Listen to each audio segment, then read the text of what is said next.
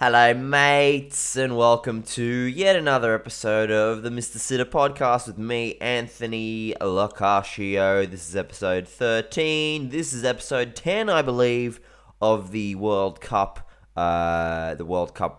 special shows.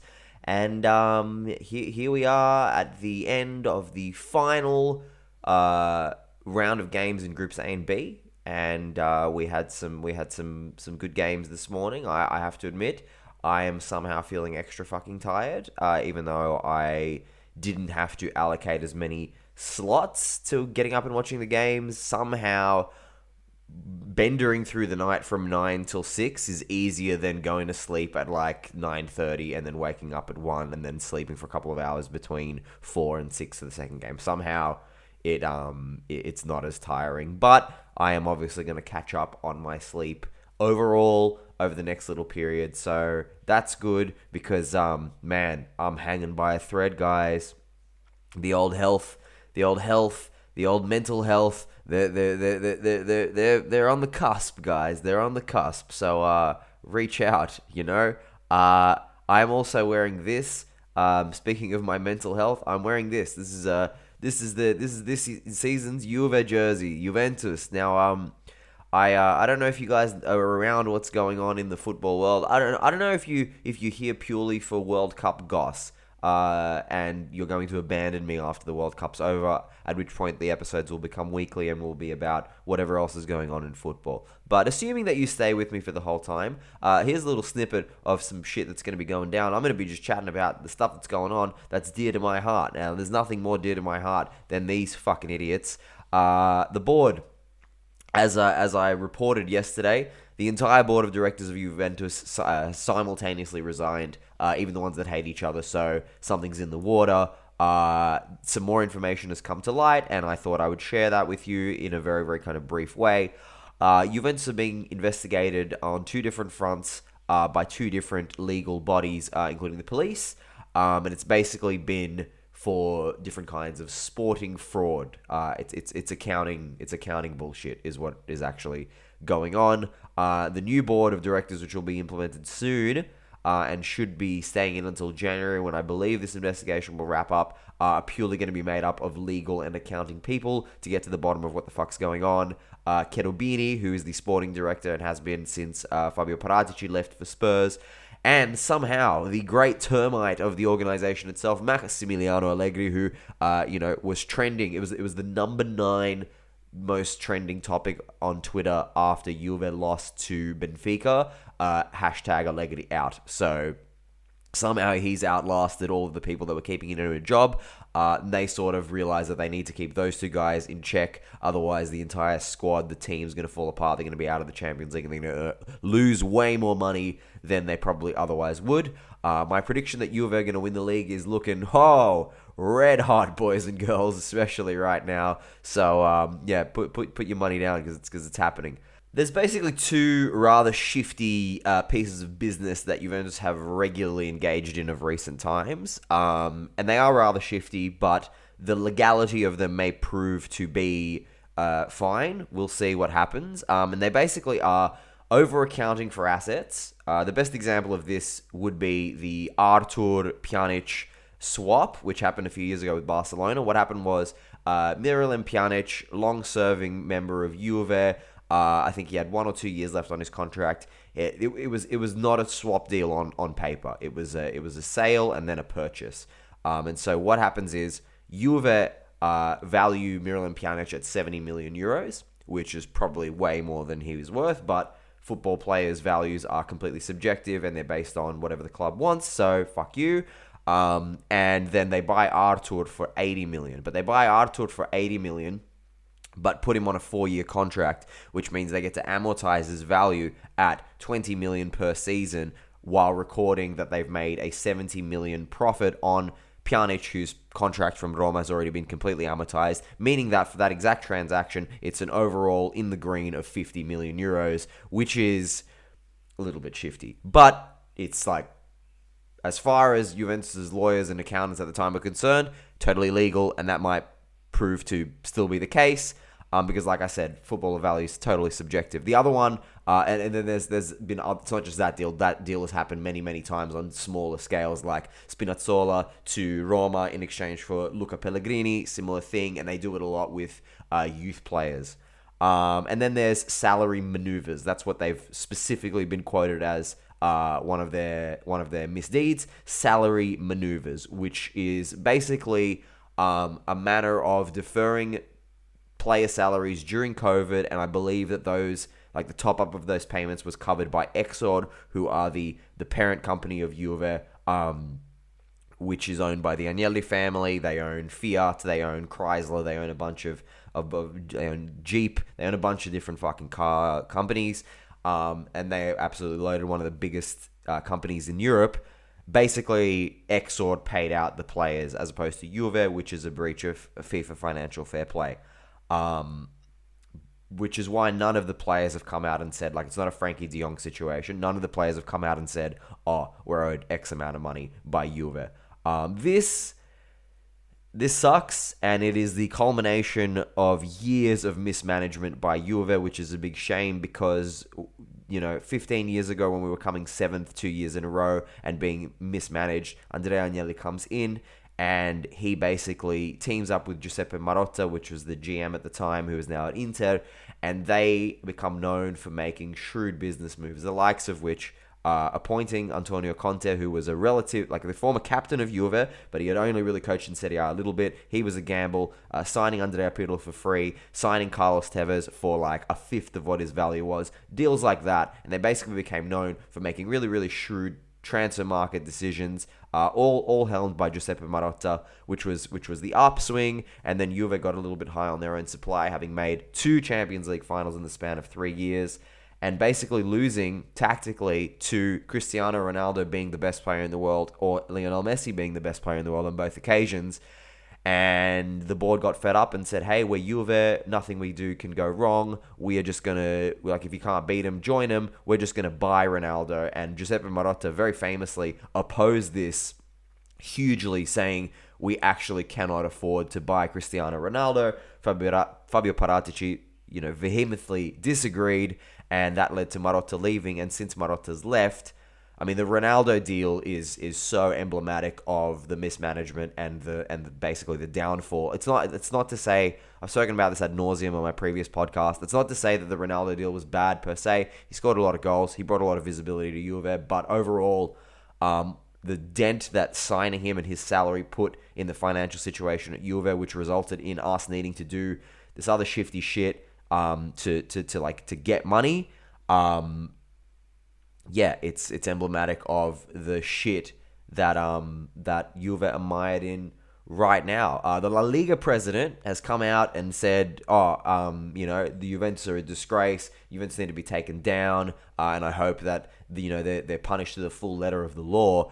And I'm like, bro, how about you worry about Barcelona selling off for millions and millions of euros the yellow hue in their jersey from 2 years ago in order to buy Robert Lewandowski? Why don't you worry about the shit that they're up to before you come into our backyard, cunt? I can see 3 scenarios developing from here. Number 1, the legal team that Juve put in razor sharp, and as per the provisions that I spoke about, Juventus are eventually acquitted of all wrongdoing, and it's business as usual, and this is only a sort of stress interruption for a couple of months. Juventus somehow managed to still make the Champions League, everything's fine, and from next season, they learn to go back to basics and, only make really, really smart decisions as far as the transfer market goes. No purchasing of Milinkovic-Savic, and just make smart decisions. Number 2, Juventus is sanctioned very, very heavily in terms of fines. Exor may have to helicopter payment, to save them. Juve will owe Exor a massive debt, which they'll have to pay off over, whatever. It's the same company effectively, so they'll have to pay it off over a period of a long time. But, we may have to sell off some big players. We'll certainly not be, it's not going to happen anyway, but we're not going to be re-signing the contracts of the likes of Alexandra, Cuadrado, Di Maria, and Adrian Rabiot, who are out of contract at the end of this season. And Possibly, we'll have to invest all of the sporting side into the youth, and we're not going to be making any big signings, maybe a few free signings here and there, and the likes of Fagioli, Miretti, Rovella, Samuel Eiling Jr., these players that, if you're not a Juve fan, you probably haven't even heard of, but they're really good and they're coming through, and that's what we will be dealing with for the next few years, and hopefully we have a great golden generation of homegrown players.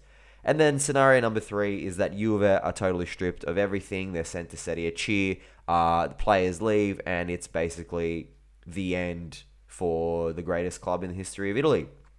And it's not like I haven't experienced that before in my lifetime. In 2006, Italy had just won the World Cup. I was riding high. I was 14. I was very happy. And then the news came out that Juventus, due to Calciopoli, the match fixing scandal, of which they were totally acquitted of all wrongdoing a few years ago, Juve were relegated to Serie B. And the worst part about this is, and I know how it's going to sound coming from me, but not only do the players not deserve this, but the fans really don't deserve this, because there will be a gigantic pile-on. Everybody that's not a Juve supporter in Italy absolutely hates Juve and all their supporters, so this is going to be the biggest ha-ha moment from then. And then even just like people outside of Italy, given the general nature of fandom of all kinds, let alone football, people just love to engage in schadenfreude. Even in 2006, I remember getting a text, because I was in Greece watching the World Cup. I remember getting a text from all the way in Australia from one of my mates who had literally discovered football a month earlier when the World Cup started, just saying to me, "Relegated, ha ha ha ha ha," and it was devastating. It killed me, because I don't have anything to do with this. I just love Vlahovic, So let's just not pile on, guys. If things happen, let's just be cool about it all. Because I'm scared. I'm scared of what's going to happen. One good thing to come out of this, though, is that fuckhead who abused me the other day with the daughters that he needs to raise. My extensive stalk of him did reveal that he's a Juve supporter too, which is probably why he's such a cunt. So be kind to all and raise your daughters.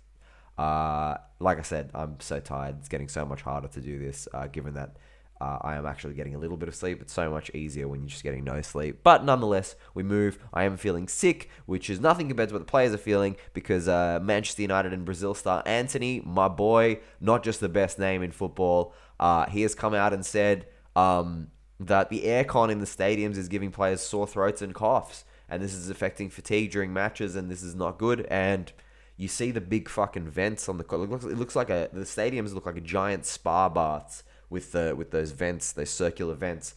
Let's hope that this doesn't have a big effect, because that's like another reason why you shouldn't be doing a fucking World Cup in Qatar. But let's not get into that. And then the next wrinkle in the Canelo Alvarez versus Lionel Messi big war is that Andres Guardado, who is a long-tenured Mexico international, 39 years old, still playing for Mexico, still playing in Spain, very famously came out and said, I have 200 photos of me and Messi, and I don't have the ball in any of them. He's come out and defended Messi, saying, "Hey, Canelo, you're from my country. You need to know this. You don't know shit about what happens in a football locker room. Players sweat, and it is just considered normal that the jerseys go on the floor to be washed. Shut the fuck up, Canelo Alvarez." So who am I to not also echo the sentiment of shut the fuck up, Canelo Alvarez?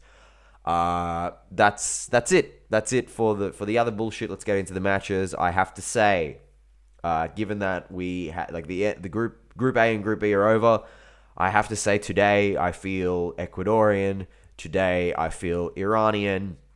Yes, it hurts me a great deal that my predictions for these two groups were one goal away from being true in both instances. But I am not going to let my tiredness and my pride fuck and create a bastard love child of bitterness towards the two teams that went through in lieu of Ecuador and Iran, because there's a lot to like about them. Ecuador-Senegal was the first game, must watch as far as I was concerned, and I really enjoyed the fact that you've got this team from South America, this team from Africa, the least European football game I've seen in a while in terms of not only who's playing but style as well. I was so happy to see that Enner Valencia was fit. but he didn't really have a great game here. None of the Ecuadorians had a really good game here. They just didn't come out firing the way they have in previous games.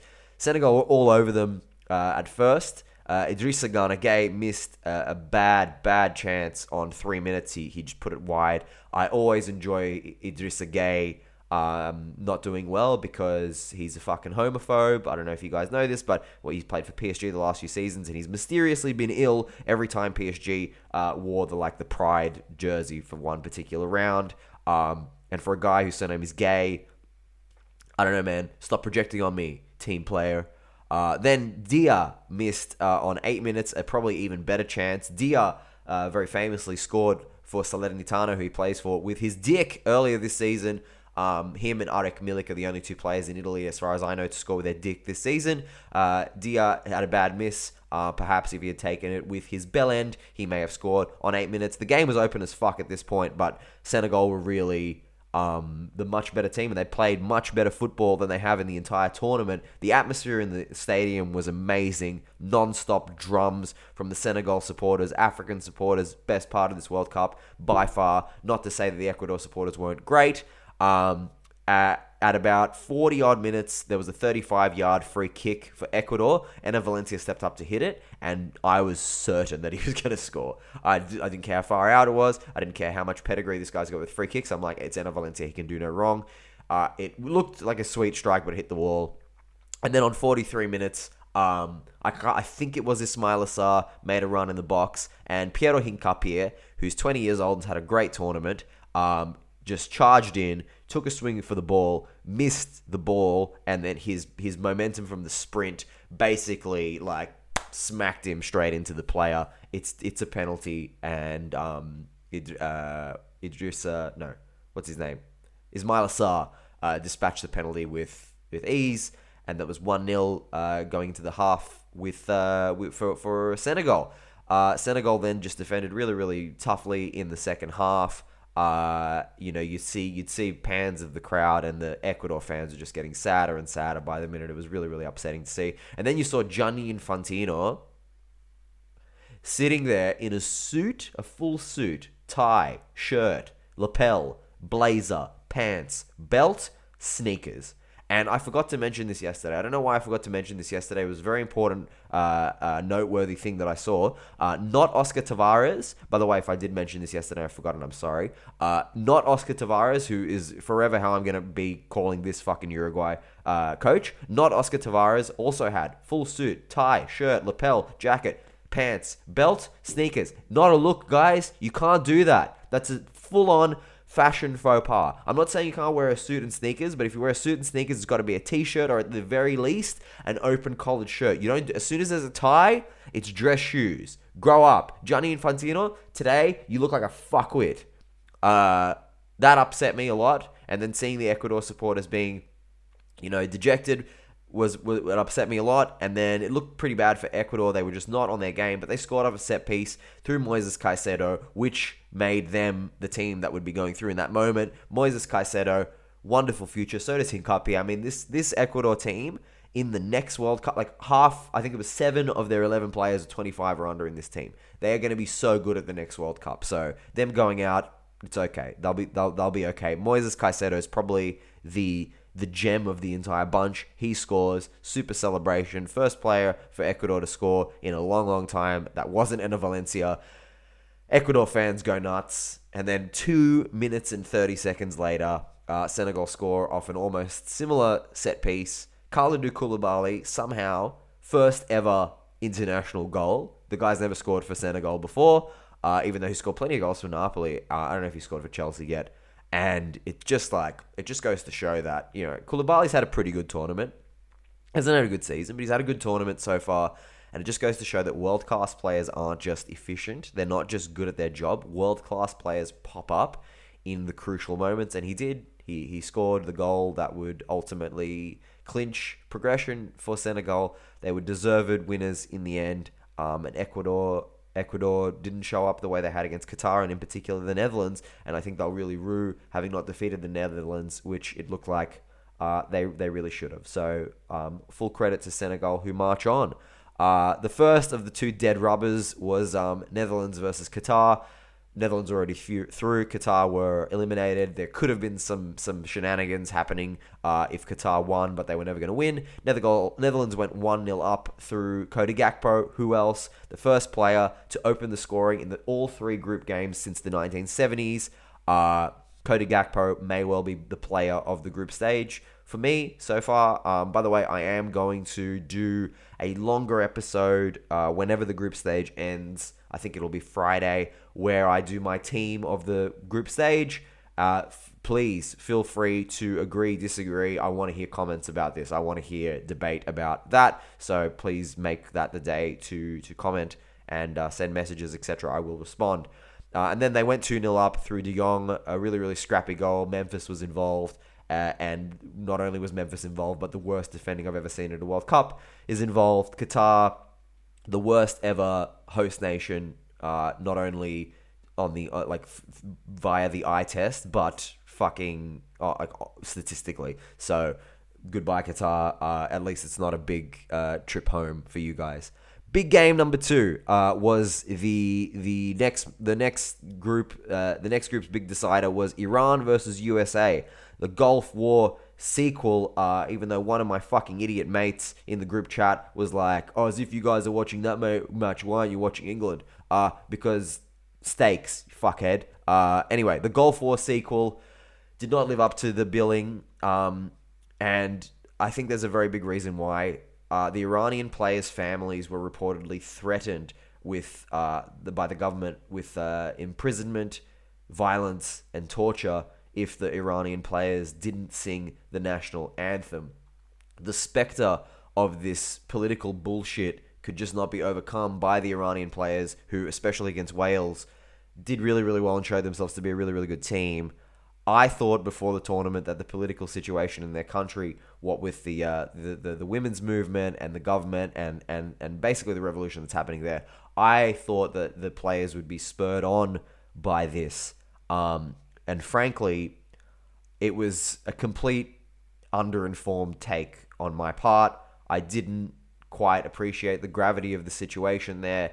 And for some reason, I thought that the movement was a lot further along than it is and was kind of unanimously being followed. That's not the case at all. It's a really, really stressful and scary situation over there, and like as if they wouldn't be distracted. I'm not saying this as an excuse to why my prediction was wrong. I'm saying this because it's something that we all need to be aware of, and yeah, it's another reason why I was fully behind this Iran team. Unfortunately, they were just not as good today as they were against Wales.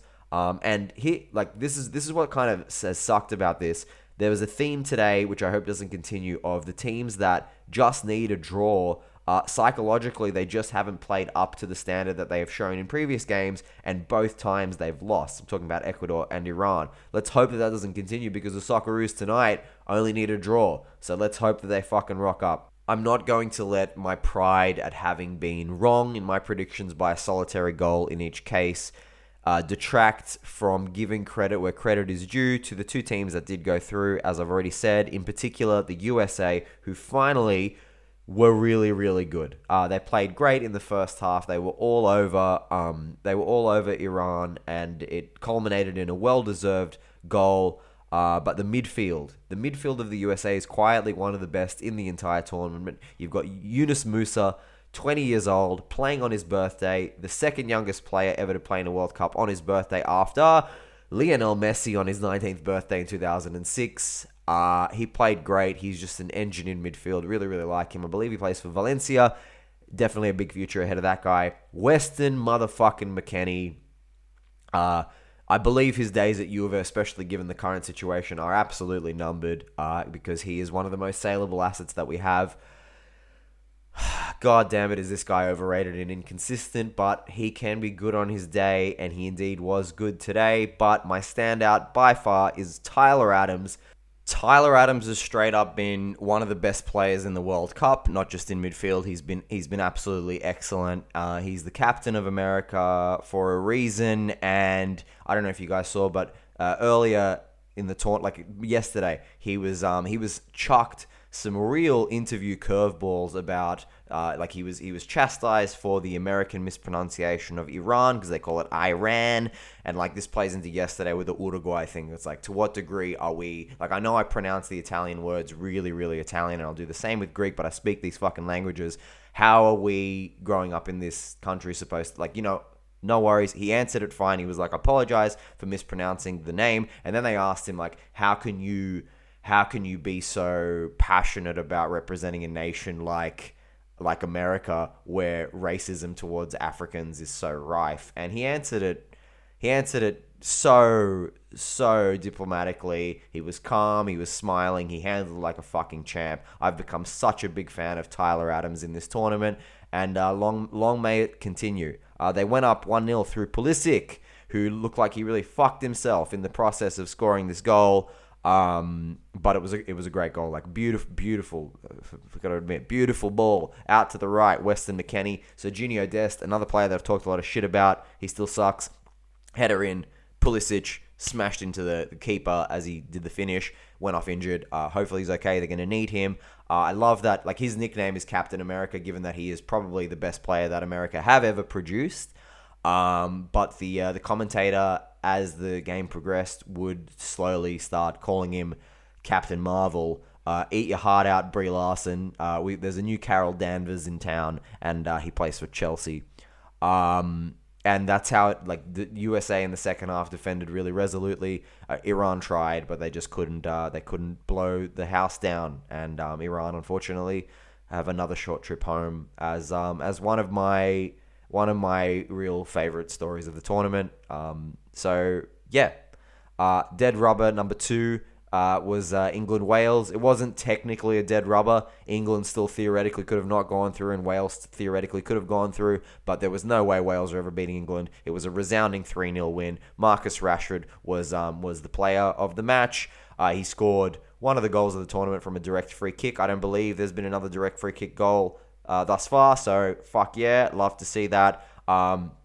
Real thumbs up for Marcus Rashford. I love Marcus Rashford. I don't know if you guys are fully aware of the humanitarian job that this guy's done, but during COVID, he properly pushed for better legislation, and he got it to help impoverished communities like the ones that he grew up in. He received like a Royal Medal of Honor for his efforts, and unfortunately that kind of began, I think it had become just before, but there was this, Marcus Rashford burst onto the scene as like the next big hope for United, and he was great when he was a teenager, and he was heavily hyped to the high heavens. And during the period where United kind of really fell off, he was bad, and you could see that he wasn't there psychologically, he wasn't there physically. As of towards the end of last season, but especially this season, he looks back to his best. He's only 24 years old. He can basically do it all. I really like Marcus Rashford. And another one that's one of my players of the group stage. Good on him. He will now take his England team. Don't even know if he's going to start, but they're playing Senegal. Don't know how that match is going to go. You'd think that Senegal don't have it to beat them. But fuck, man, after this morning, I was almost certain that Ecuador would do the job. All England need to do is not rock up, and Senegal will punish them, because Senegal are a hard team to play against. And credit where credit's due, Aliou Cisse is a really good coach. Pumping for Senegal, because you know what? I'm not gonna let my pride at getting these predictions. Like I'm already wrong with so many of them, so I'm just gonna go for the underdogs in every single match. Here goes Senegal, but my prediction is that England is going to win. USA Netherlands. I actually want USA to win, and I actually think that they can win. Because the Netherlands ain't all that, the Netherlands. So that's a game that I'm really looking forward to. But that's this weekend. Those are the first round of 16 fixtures. We've still got so many matches in the group stage that are going to be super duper enjoyable. Tonight, 2 a.m., the Socceroos are in action against Denmark, needing only a draw to progress to the next round. I never in a million years thought that I would be saying that exact sequence of words in that order, but here we are. Let's hope that the Socceroos don't fall into the trap that Ecuador and Iran fell into. because they really need to take the game to Denmark. Unfortunately, I believe this hill may be a little bit too difficult to surmount. Denmark really have quality, and even in the positions where they don't have super good players, they've got the likes of Emil Højbjerg, who plays in the Premier League and is efficient and is going to run rings around the likes of Aaron Moy. It's going to be very difficult, but I'm going to be there in my Socceroos jersey, hoping that, we do something. And I'm very excited because Harry Kewell is no more. He's no longer with us on co-commentary with David Bashir. David Bashir is instead being joined by the other Socceroos legend, a man who participated in both of Australia's previous 2 wins at the World Cup, none other than Luke Wilkshire. The years have not been kind to Luke Wilkshire. I saw him wearing the polo shirt. He's chubby, but he still looks like Luke Wilkshire of old, with the kind of spiky mohawk and the receding hairline. Full sleeve tattoo, bit chubby, wearing the polo shirt. He looks like a semi-pro, full-time World Series of Poker player. And I can't wait. He was on for the Euro. He was a pundit. He was fine, and I hope that he'll be better than Harry Kewell, but I also hope that he's worse than Harry Kewell so that we can have some laughs, and we'll see how that goes. The other matches, of course, France-Tunisia. You would assume that France, having been one of the best teams in the group stage, will mop the floor with Tunisia. I assume my mate that watched England will be watching that game, even though he's Australian. And then at 6 a.m, we've got 2 games, which I actually don't know which one to watch here. This is one of the only times where there's not a kind of more stake-worthy game. There's Poland versus Argentina, and then there's Mexico versus Saudi Arabia. I dare say I will watch Poland-Argentina purely because it has the biggest stars, and every single time I've wanted to watch Argentina in this World Cup, it's been interrupted. I've had to watch parts of the game later. So I want to watch this. I have predicted that Poland will go through with Argentina. I actually don't know how that can happen mathematically here. So what I'm actually pumping for here is that Argentina decimate Poland and really get a groove going and come first, and that Saudi Arabia beat Mexico and progress. That's the underdog story that I want to go for here, because I want an Asian team in the next round, and it's not looking like any of them are going to do it. I thought Iran, maybe. I'm still so behind Japan, but I just can't see it happening. Korea are probably fucked. Qatar already out. So the Saudis really might be the one big hope for Asia, unless you count Australia, which frankly I don't. So let's hope that's what happens. And it'll be a great game, nonetheless, between Poland and Argentina. Lewandowski versus Messi. We'll see how it goes. This has been Mr. Sitter. Forza Juve, fino alla fine, vale to Iran and to Ecuador. You guys did great, and hopefully we'll see you at the next World Cup. Enjoy the football tonight, guys, and be cool. Mwah.